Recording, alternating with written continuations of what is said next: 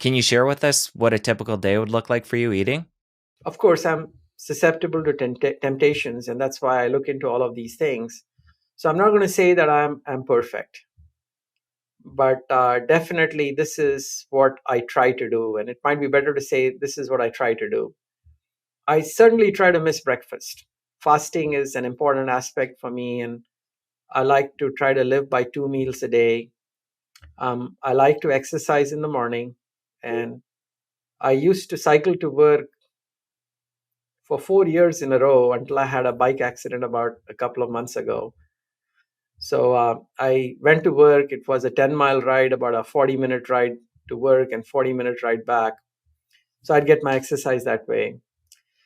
My first meal of the day is at around 1 o'clock, 1 or 2.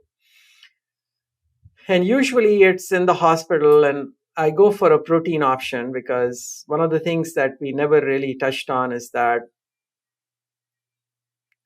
in addition to sugar and refined carbs, one of the most dangerous aspects of modern life is seed oils or vegetable oils. So it almost eliminates me from eating anything that is cooked outside. All restaurants use vegetable oil. So when I go to the hospital, I'm pretty much limited to 1 or 2 protein options.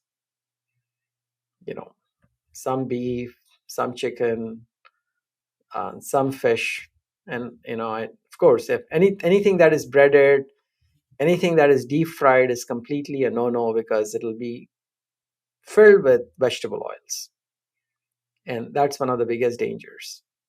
So I'd get some food out there, but my predominant meal would be when I reach home at around 6, 7, and that would be when I would either cook beef or lamb or chicken, and then depending on the amount of exercise and depending on the day, I would have some carbs.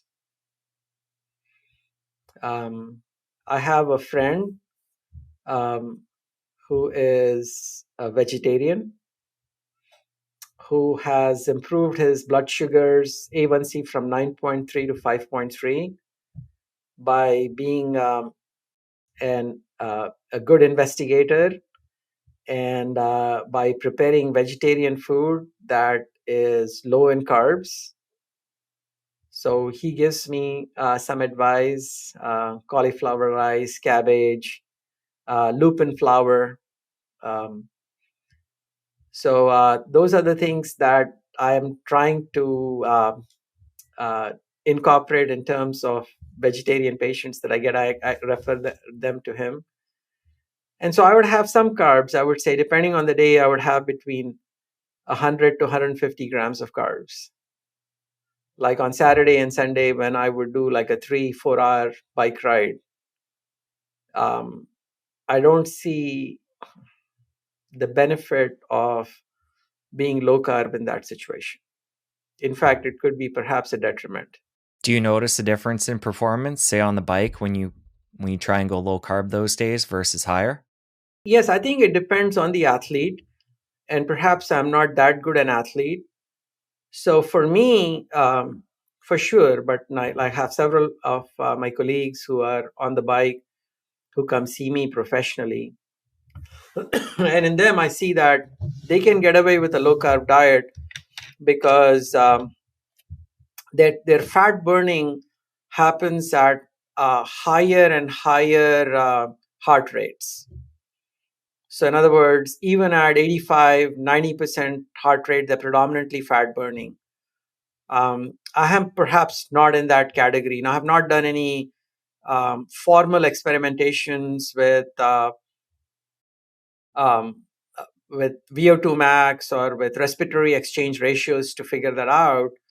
But like if I'm on a group ride with the fast group, with the racing team, and my heart rate is running into the 160s and have average heart rate at the end of the ride of about 135, 140 for 3 to 4 hours, if I don't consume enough carbs, I will definitely have a very poor day on the bike.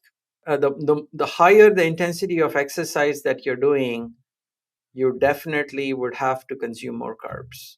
For most individuals. Now, there are some individuals in whom they get fat burning even at very high heart rates.